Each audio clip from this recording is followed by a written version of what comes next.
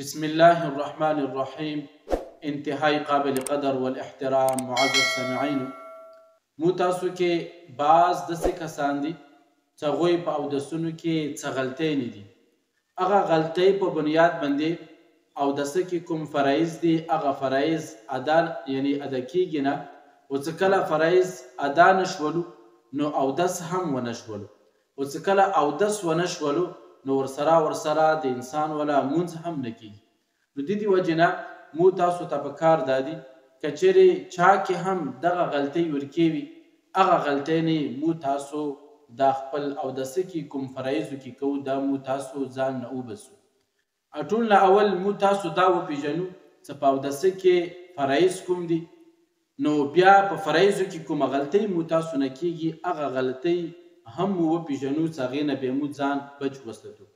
په اودسه کې 4 فرایض دي. په هغې کې اول نمبر فرض چهرې وینځل دي مکمل، یعنې تندي نه تر زنې پورې او د یو غیږ پیڅکۍ نه بل غیږ پیڅکای پورې دا مکمل وینځل دا په اودسه کې فرض دي. دویم نمبر فرض مټو وینځل دي مکمل، او دریم نمبر فرض د سار مسح کول دي. د سار 4مه حصه کومه ده دا فرض ده. همدغه طریقې سره 4م فرض هغه خپو وینځل دي تر خنګرو پورې. او په دغه فرایضو کې مو تاسو نه څه غلطۍ کیږي.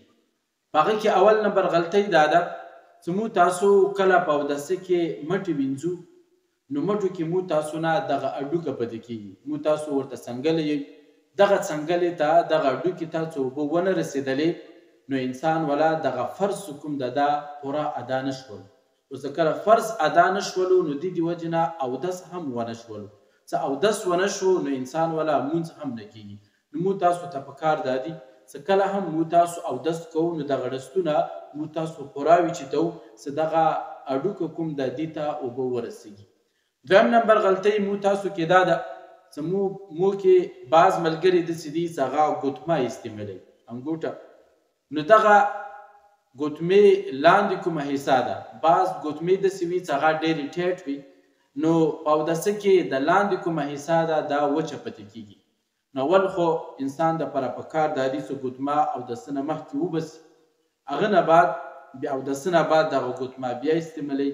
که بعض ملګري استعمالوي نو دغې طریقې سره ګوتمه د وبسي اودس ته وکړي.